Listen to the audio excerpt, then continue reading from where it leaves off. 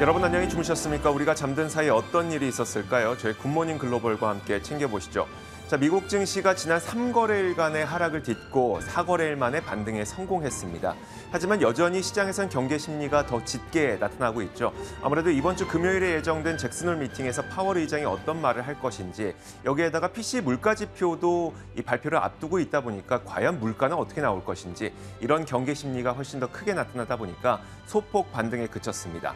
자, 그리고 이날 나왔던 여러 가지 시장 현상들도 사실 시장에는 썩 그리 반가운 내용들은 아니었는데요. 유가가 다시 오르고 있고요. 10년물 국채 금리도 오르고 있습니다. 강달러도 좀처럼 완화될 기미를 잘 보이지 않고 있고요. 자, 그런데 무조건 나쁜 것만은 아니었고요. 이날 발표됐던 몇 가지 지표가 있었는데 거기에서는 또 긍정적인 부분을 찾을 수도 있었습니다. 내구재 주문 지표가 발표됐는데 물론 헤드라인 넘버는 크게 변화가 없었습니다만 세부 내용을 살펴보니까 미국 소비자들이 소비를 잘하고 있구나라는 내용이 확인이 됐고요. 또 잠정주택 판매 지표도 발표가 됐는데 이 지표를 통해서 인플레이션이 완화될 것이라는 기대감을 또 갖게 만드는 그런 지표 결과가 있기도 했습니다. 자, 그래서 나쁘진 않았는데 하지만 이제 역시 이 금요일에 예정돼 있는 그 빅 이벤트를 앞두고 시장의 경계 심리가 너무 크다 보니까 소폭 반등에 그쳤다. 이 정도로 보시면 될 것 같습니다. 자, 그리고 장 마감된 이후에는 엔비디아와 세일즈포스닷컴 같은 여러분들이 관심 많은 기업들의 실적 발표가 있었기 때문에 이 실적 발표 내용들 잠시 후에 저희 굿모닝 글로벌과 함께 계속해서 체크해 보시길 바라겠습니다. 자, 이제 마감 시황부터 살펴봐야 되겠죠. 최세영 캐스터가 정리해 드립니다. 현지 시간 8월 24일 수요일장 마감 상황 전해드리겠습니다. 간밤 뉴욕 증시는 잇따라 발표된 지표들이 예상치를 밑돌았고 또 잭슨홀 미팅 관망 속에 소폭 상승 마감했습니다. 그럼 시장 움직였던 주요 이슈들 확인해 보도록 하겠습니다. 잭슨홀 미팅에서 파월 연준 의장이 26일 연설을 앞두고 있는 가운데 최근 연준 인사들이 매파적인 면모를 드러내면서 시장을 긴장케 하고 있습니다. 닐 카시카리 미니애폴리스 연은 총재는 연준이 물가 상승 압력의 강도와 지속성에 대해서 잘못 판단하고 있다면 지금보다 더 공격적인 추가 금리 인상이 필요하다라고 언급하기도 했습니다. 경제 지표들은 부진을 이어가고 있습니다. 전날 발표된 미국의 서비스 PMI 지표 부진에 이어서 이날 발표된 미국의 내구재 수주도 예상보다 부진하게 나왔습니다. 미국의 7월 내구재 수주 실적은 전월 수치에서 변함이 없는 2,735억 달러로 전문가 예상치인 1.0%를 하회했습니다. 내구재 수주는 3월부터 4개월간 증가했지만 올 7월 들어서 증가세가 멈췄습니다. 이번에 섹터 종목별 흐름 확인해 보도록 하겠습니다. 모든 sek터들이 상승했던 날이었습니다. 특히 에너지 섹터의 상승세가 가장 컸는데요. 카니발, 노르웨이지안 크루즈라인 등 여행 관련주들은 오늘 상승 랠리를 펼쳤습니다. 종목별로도 자세히 확인해 보도록 하겠습니다. 엔비디아는 2분기 매출을 발표한 후 시간외에서 크게 하락했습니다. 2분기 매출이 전분기 대비 19% 감소했다는 소식, 그리고 매출과 EPS가 모두 예상치를 하회했기 때문입니다. 다음은 소파이 소식입니다. 바이든 미 대통령이 개인 기준 학자금 대출을 최대 1만 달러까지 탕감해 주기로 했다는 소식이 장중 8%까지 급등하게 만들었습니다. 학자금 대출 플랫폼인 소파이에겐 호재라고는 볼 수가 없는 뉴스인데요. 그럼에도 급등한 이유는 잠시 후에 애프터마켓에서 전해드리도록 하겠습니다. 펠로톤은 아마존을 통해서 상품을 판매하기 시작할 예정이다라고 밝히면서 20% 가까이 상승했습니다. 펠로톤은 그동안 소비자 직접 거래로 제품을 판매해왔지만 고객이 보다 제품들에 쉽게 접근할 수 있도록 아마존과 파트너십 체결에 나섰다라고 설명했습니다. 노드스트롬의 주가는 연간 실적 전망치를 내렸다는 소식에 급락했습니다. 6분기 연속 두 자릿수 매출 성장을 기록하기는 했지만 경고했던 상품 수요가 약화되면서 단기적인 가이던스를 내린 것입니다. 최근 미국 백화점 업체들이 실적 전망을 낮추고 있는 것은 중소득층의 소비 심리가 나빠지고 있기 때문인 것으로 분석됩니다.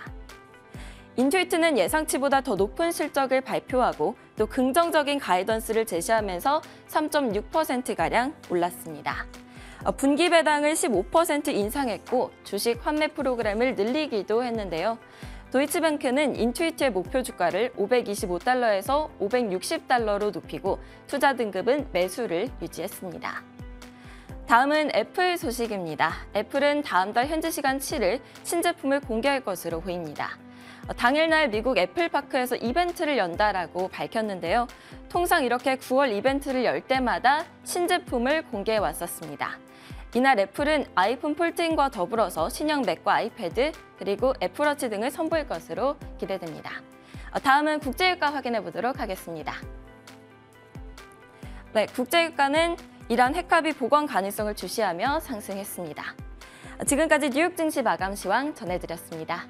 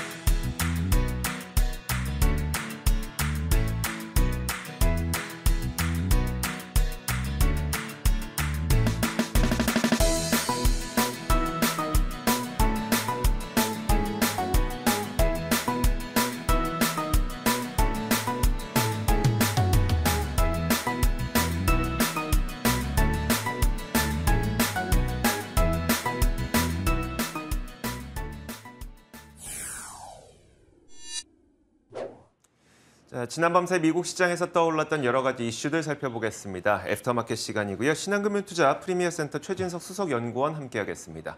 어서 오세요. 안녕하십니까? 네, 안녕하세요. 자, 오늘도 4가지의 키워드가 준비되어 있습니다. 첫 번째 키워드 열어보겠습니다. 첫 번째 키워드는 바로 이겁니다.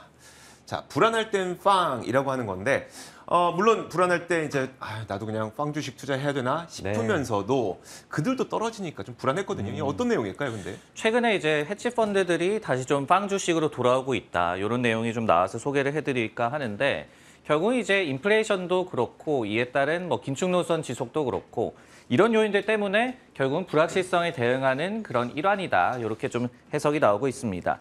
골드만삭스가 총 주식 포지션 규모만 2조 4천억 달러에 달하는 이 795개 헤지펀드들의 보유 종목을 좀 분석을 했는데요. 여기에서 빵 주식과 성장주의 인기가 다시 좀 올라오고 있음이 관측됐다라고 분석을 했습니다.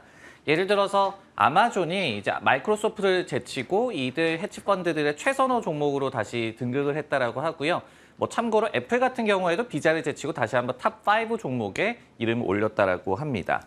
이 골드만삭스의 VIP 리스트라고 그 회사에서는 지칭을 하는데요. 이것이 펀더멘털에 기반한 투자 전략을 사용하는 헤지펀드들의 편입 상위 10종목 가운데서 가장 두드러지는 50개 종목을 추적하는 그런 리스트가 되겠습니다. 근데 이들 주식으로 구성된 바스켓 같은 경우에 지난 2001년 이후에 59%의 확률로 분기 기준으로 S&P 500 지수의 상승률을 아웃퍼폼했다라고 하거든요. 그러면서 뭐 충분히 좀 트래킹할 가치가 있는 그런 리스트다 이렇게 시장에서는 보고 있습니다. 통계를 말씀해 주셨으니까 이해는 되긴 하는데 이제 또 애플만 놓고 보자면 많이 오른 것 같기도 하고 이런 느낌이라 과연 내가 지금 빵주에 다시 돌아가게 됐을 때 과연 얼마나 많은 룸이 남아있을까에 대한 고민이 있거든요. 네. 과연 이 빵주에 대한 그 여전히 매수 여력이 남아있는지에 대해서는 어떻게 봐야 될까요? 네, 글로벌 헤지펀드들이 이런 성장주라든지 빵 주식을 더 살 만한 여력이 있을까? 그리고 이것이 시장 전체에 좀 의미하는 바는 무엇일까? 이 두 가지에 대해서 좀 말씀을 드리겠는데요. 골드만 측에서는 일단은 좀 여지가 남았다라고 좀 얘기를 하고 있더라고요. 왜냐하면은 헤지펀드들의 넷 레버리지 수준이 역사적 평균 대비해서 매우 낮은 수준이다. 그러다 보니까 리스크 회피하는 심리가 지금까지 또 강해왔고 그러다 보니까 이것이 좀 풀릴 여지가 있다. 이렇게 좀 해석을 하고 있었습니다. 특히 이제 IPO 시장이 올해 들어서 좀 냉각된 분위기인데 여기에 좀 분위기가 돌아온다라고 한다면은 헤지펀드들의 이 전체적인 위험 선호 심리도 좀 올라올 수 있을 것이다. 이렇게 좀 얘기를 하고 있습니다. 한편 이제 최근에 이제 헤지펀드들의 쇼 커버링과 관련된 또 얘기가 월가에서 좀 많이 나오고 있는 것 같은데 이것과 관련해서는 좀 의견이 좀 엇갈리고 있는 것 같습니다.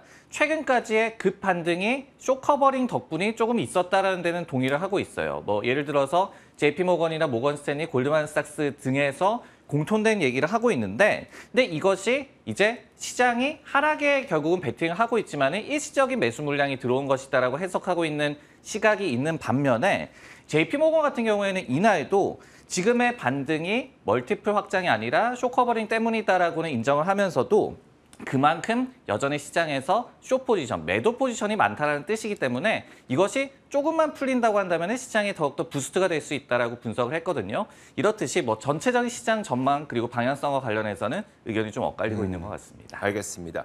자, 이어서 두 번째 키워드 보겠습니다. 자, 두 번째 키워드는 바로 이겁니다. 자, 여러분들 다 아시겠지만 이제 오늘이 D-Day입니다. 테슬라의 3대1 주식 분할이 단행되는 날이기 때문에 이제 내일부터는 테슬라는 이제 3대1로 분할된 가격으로 거래를 하게 될 텐데요. 자, 이제 뭐 10주 정도 갖고 계셨던 분들이라면 이제 아마 30주로 거래를 할 수가 있을 거고 테슬라는 지난 2020년 8월에 5대1 주식 분할을 했었죠. 그 이후 역사상 두 번째 주식 분할을 이번에 하게 되는 겁니다. 뭐 이제는 알만한 분들은 다 아시겠지만 주식 분할 자체가 기업의 가치에는 어떤 영향도 주지 않는 전혀 상관없는 일이긴 합니다만 어쨌든 저렴한 가격에 더 많은 투자자들이 접근할 수 있다는 점에서 긍정적인 재료만은 분명한데요. 자, 뱅크 오브 아메리카에 따르면 주식 분할은 통계적으로 주가를 상승시키는 그런 역할을 해왔다고 정리를 했습니다. 자, 1980년대 이후에 약 40년 동안의 통계 자료를 뱅크 오브 아메리카에서 분석을 해봤는데 주식 분할한 기업은 분할 후 1년 뒤에 약 주가가 25%가량 1년 동안 주가가 올랐다고 합니다. 자, 그러다 보니까 시장 평균은 9% 정도 상승인데 그것에 비해서 2배 넘게 주식 분할한 기업은 올랐다는 거죠. 그러다 보니까 대표적으로 올해에도 구글, 알파벳, 아마존이 20대 1의 주식 분할을 단행을 했습니다. 자, 테슬라는 지난 6월 10일에 주식 분할을 발표한 이후 이미 28% 정도 올랐기 때문에 어떻게 보면 역사적 평균 정도의 상승률은 이미 달성을 한 거거든요. 그렇기 때문에 테슬라가 더 오를 수 있을까에 대한 궁금증이 있는데 자, 과연 테슬라의 주가 상승 더 이어질 수 있을까? 월가의 시각은 어떨까요? 테슬라 같은 경우에도 뭐 앞서서 성장주 얘기를 드렸지만은 저점 대비해서는 주가가 굉장히 많이 좀 반등을 했잖아요.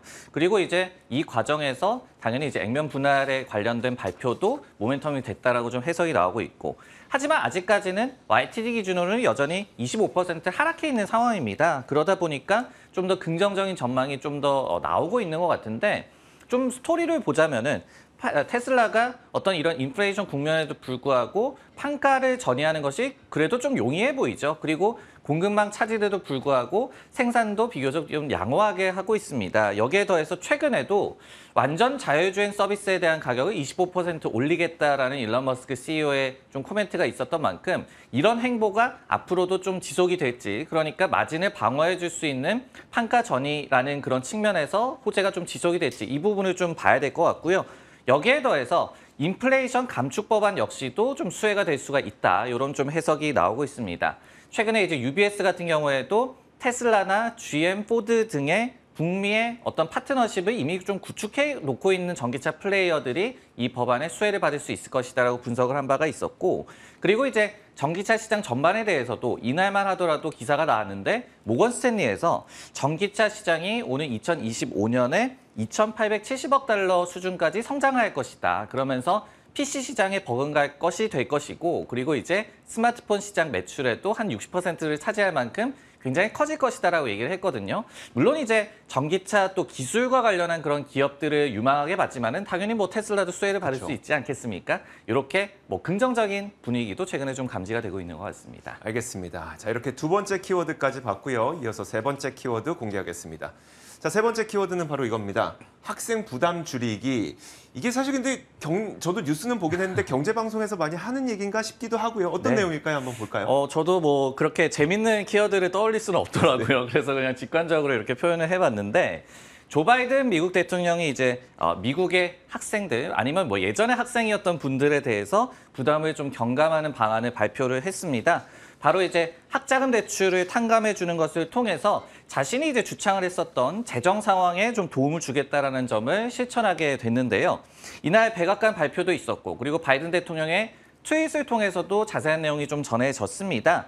이 개인 기준으로 연소득 12만 5천 달러 미만의 대출자에 대해서 학자금 대출을 최대 $10,000 탕감해 주기로 했고요. 그리고 펠 그랜트, 그러니까 학자금 무상 보조 프로그램을 사용하지 않은 사람을 대상으로 한다라고 얘기를 했습니다. 그러면 이 펠 그랜트를 사용한 사람은 어떻게 될까? 이 부분에 대해서 직접 또 $20,000 정도를 탕감해 주기로 했습니다. 바이든 행정부는 또 팬데믹에 중단이 됐다가 이달 말에 원래는 재개될 예정이었던 학자금 대출 상환 역시도 연말까지 추가로 좀 유예를 해주기로 했습니다. 그러면서 이런 일련의 조치를 좀 합해봤을 때 약 한 900만 명 정도가 대출을 모두 갚을 수 있을 전망으로 지금 나오고 있습니다. 자, 그러면 이제 여기서 대표적인 연관 기업이 떠오르게 되죠. 소파이라고 하는 학자금 대출을 기반으로 했던 출발을 했던 이 기업인데, 네. 자, 이 기업은 사실 어떻게 보면 학자금 대출을 탕감해 준다고 하고 연말까지 학자금 대출 안 갚아도 된다고 하니까 그러면 이들에게는 굉장히 큰 악재처럼 보이거든요. 맞아요. 근데 이들은 오히려 주가가 올랐습니다. 그 이유는 뭘까요? 소파이 말씀해 주셨듯이 오늘 주가가 한 4.5% 급등으로 마감을 했거든요. 좀 의아할 수 있습니다. 네. 왜냐하면 학자금 대출 이 상환을 해주고 아니면 뭐 대출을 해주거나 이런 플랫폼 기업인데 왜 탕감을 해준다는 뉴스에 상승을 했을까? 근데 이거를 시장에서는 가시성을 확보했다라고 좀 해석을 하고 있더라고요. 왜냐하면은 지난 4월에 소파이 경영진이 이미 상환 유예가 연장될 것을 예상을 하고 가이던스를 하향 조정을 했었습니다. 근데 이번에 또 연장이 됐죠. 예상과 부합하는 수준이었다라는 해석이 되겠고 그러면서 실적에 대해서 가시성이 더욱더 개선이 됐다. 이렇게 좀 해석이 나오는 겁니다.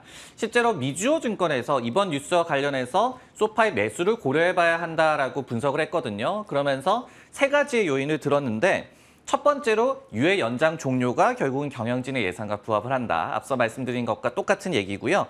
두 번째로 지난 2021년 4분기에 그랬던 것처럼 이런 조치가 리파이낸싱 수요를 증대시키는 효과가 있을 것이다라고 얘기를 했습니다. 그리고 마지막으로 12만 5천 달러의 그 소득 상한을 정했기 때문에 이제는 고소득자의 경우에는 뭐 법으로 좀 해주겠지라는 거를 기다리지 않고 바로 리파이낸싱을 할 것이다. 이런 얘기들이 또 나오면서 소파에 대해서 좋은 뉴스다라고 해석하는 그런 분위기가 있습니다. 사실 이 $10,000 정도 탕감해 준다는 얘기가 이전부터 좀 있었어요. 근데 그때도 많은 그 시민들이 했던 얘기가 $10,000밖에 안 해주냐. 학자금 대출 때문에 우리가 이렇게 고생하고 있는데. 그래서 네. 사실 많은 분들이 $10,000 이상 또 탕감이 될 수도 있겠구나. 그러면 되게 악재일 것 같은데 오히려 $10,000에서 딱 끊긴 게 소파이에게는 오히려 호재로 좀 작용을 했던 것 같습니다. 자, 이어서 네 번째 키워드 보겠습니다. 자, 마지막 키워드인데요. 이겁니다. 집값마저 꺾여인데 사실 제가 뭐 어제도 그랬고요. 이 요즘에 주택 시장에 대한 이야기를 굉장히 많이 전해드리고 있는데 그동안 주택 시장이 점차 둔화되고 있다는 소식을 전해드렸지만 여전히 희한하게도 가격은 사상 최고치를 계속 경신해 오고 있었거든요. 그런데 드디어 이제 미국의 주택 가격마저도 꺾이는 현상이 나타났습니다. 자, 미국의 주택 가격이 3년 만에 처음으로 하락했어요. 모기지 소프트웨어 기업인 블랙나이트에 따르면 지난 7월 미국의 주택 가격은 0.77% 전월 대비 하락을 했거든요. 자, 근데 보시면은 0.77%밖에 하락하지 않았어라고 할 수도 있겠지만 이게 굉장히 큰 폭입니다. 실제로는 지난 2011년 1월 이래 11년 만에 최대 월간 하락폭을 보인 게 0.77%인 거니까요. 자, 그러다 보니까 블랙나이트에서는 이번 그 가격 하락을 보고 이렇게 평가했습니다. 이건 변곡점이 나타났다는 명백한 증거라면서 앞으로의 가격 조정은 계속 이어질 것이다. 이렇게 전망을 했습니다. 자, 이날 발표된 잠정주택 판매 역시 전월 대비 1% 정도 감소했거든요. 잠정주택 판매라고 하는 거는 계약서까지는 썼는데 아직 입주를 하지 않은 상태의 주택들을 말하는 겁니다. 이 잠정주택 판매는 작년 같은 시점에 비하면 거의 19.9% 정도 급감했을 정도로 굉장히 크게 줄어들었고 그리고 최근 제가 주택시장의 흐름을 많이 보여드렸었는데 어제도 말씀드렸던 게 렌트비가 지금 이제 꺾이기 시작했고요. 신규 주택 판매, 기존 주택 판매도 크게 감소폭을 보이고 있습니다. 자, 그러다 보니까 인플레이션 완화 시도로 좀 해석할 수도 있는 측면이 있기 때문에 좀 긍정적으로 봐도 될 것 같은데요. 자, 그러다 보니까 결국 이런 인플레이션 완화 신호가 지속적으로 나오는 가운데에서는 이번 잭슨홀 미팅에서 과연 파월 의장이 덜 매파적으로 얘기할 수 있을까? 대한 궁금증이 있거든요. 어떨까요? 일단은 최근에 뭐 집값이 하락하고 있다라는 점을 좀 보여주는 지표가 나왔다라고 해서 파월 의장이 잭슨홀에서 좀 덜 매파적으로 나올 것이다. 이렇게 뭐 생각하는 거는 좀 무리가 있을 것 같고요. 그보다는 이제 잭슨홀이라는 것이 원래도 우리가 통화 정책 어떻게 할 거다라고 밝히는 자리가 아니라 특정한 주제에 대해서 얘기를 나누는 자리입니다. 그러다 보니까 별 내용이 없을 것이다라는 전망도 있고요. 그리고 오히려 뭐 둘 중에 고르자면은 매파적인 발언을 할 것이다라는 쪽으로 좀 시장의 분위기는 형성이 되고 있는 것 같습니다.